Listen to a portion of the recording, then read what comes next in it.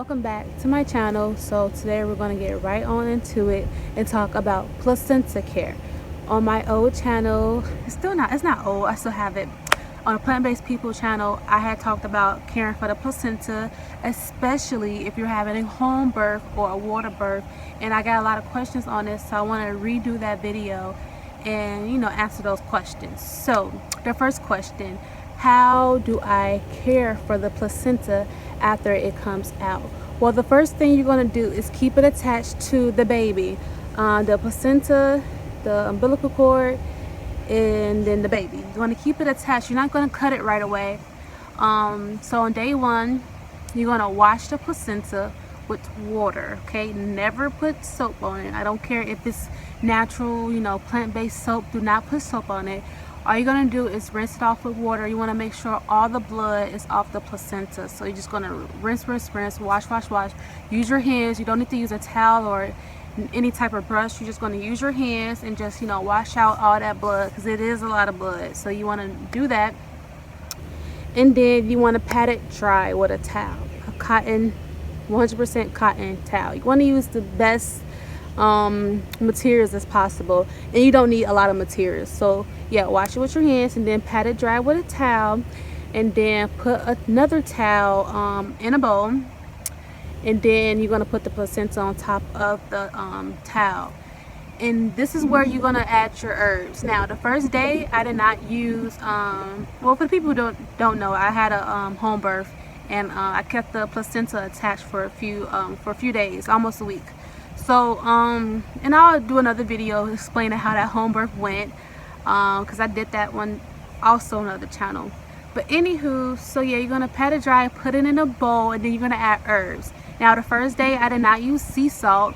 The other days I did, but the first day I didn't want to put sea salt on the placenta right away, because the baby is still getting blood and nutrition from the placenta.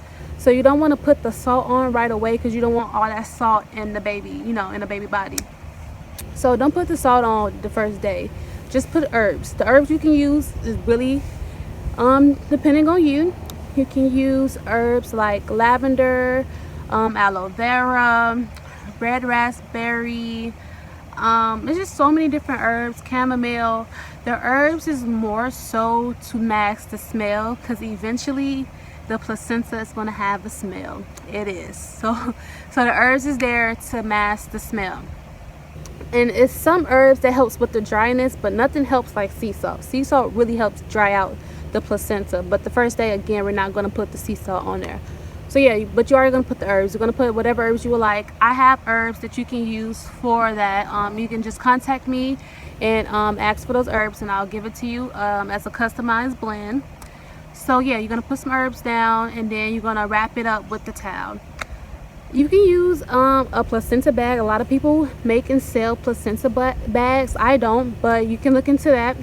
Maybe I can find some black-owned businesses and attach that link here after I talk to them. Maybe not.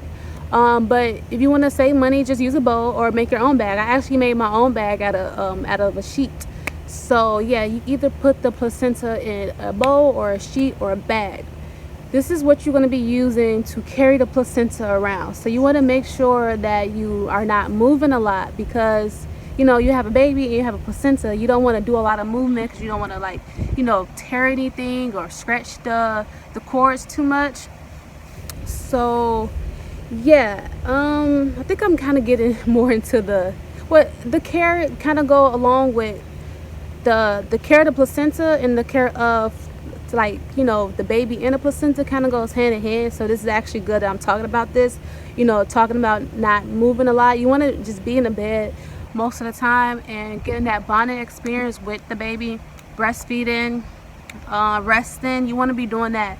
So a lot of people be thinking like, man, having a placenta birth or keeping a placenta attached is a lot of work. It's only a lot of work if you make it a lot of work. You keep yourself in bed, then it won't be that much, it won't be that much work.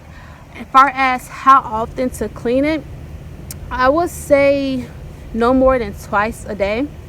Don't clean it no more than twice a day, because you don't want to do too much with it. You want to let it do its thing. So yeah, day 2, add the you're gonna dump the herbs off and wash it again lightly. wash, rinse, and then pat dry, and then add the sea salt this time, and then add the herbs. You're going to do this each day until the placenta or the cord either falls off naturally or you decide to remove it. You can do this with a clamp. I believe it's a special clamp that you can use, or you can use scissors. Now technically what I did was on like the 7th or 8th day, I had cut so like the cord is like, let's just say it's this long, and I cut it like up to here, so the cord was still technically attached to my baby's what is it called, belly button. Yeah, belly button. And and it did fall off by itself, so I cut a piece of the cord, but the actual cord was still attached to the belly button. So I hope you guys are getting what I'm saying. So I didn't like remove the whole cord from his belly button. That part came off by itself. I just made it shorter. I did made it shorter because it was about a week, and you know, it still didn't come off by itself yet. So I had decided to cut it shorter and then let it fall off by itself. So yeah, taking care of the placenta is not a lot of work. You're going to wash it once or twice a day, no more than 2 times a day, and then you're going to clean it, dry it out, add the sea salt, add the herbs, you know, rinse and repeat type of thing. Now once it's over, once everything's over, the umbilical cord is off, the baby belly button looks nice and clean, then you're going to decide what you want to do next. A lot of people eat their placenta. I'm not into that. It's flesh. You don't want to eat flesh, especially another person's flesh, especially your own baby's flesh. People say it gives you nutrients and all that good stuff. You can get the nutrients from, you know, from the earth, plants, herbs. I wouldn't suggest you eat the placenta. What you can do is bury it. I would suggest you bury it, because you also don't want to just throw it away. You know, it's a part of yourself, and it's part of your baby, so you just don't want to just throw it away. So I definitely recommend you bury it. So do that. Okay, did I answer all your guys' questions? I'm not sure. I probably didn't. If I'm missing any question, please comment that question below, and of course I'll either type it out and answer it, or do another video and answer it. But quick recap. Wash it no more than twice a day with only water, no soap. Pat it dry with a towel. Add the sea salt after day 1. Add your herbs. Any herb is fine to mask the smell. Herbs like chamomile and lavender help with masking the smell. Herbs to dry it out faster would be something like aloe vera. I believe there's more, I can't remember right now. So yeah, and then just wait patiently. Do not move around. Don't do a lot of moving. Wrap the placenta in a bowl or a bag, or make your own bag out of cotton sheets. Yeah, it's not that much to it. Don't make things complicated. We have a tendency to make things complicated. I'm already at 8 minutes. To make things complicated, and it don't have to be. So please, I encourage you to have a home birth. I encourage you to have a placenta birth, which means keeping the placenta on so the baby can get all of its nutrients, and not just cutting it right away. Even if you just wait a day, that is fine too. Even if you wait 5 hours, that is fine, but don't cut it right away.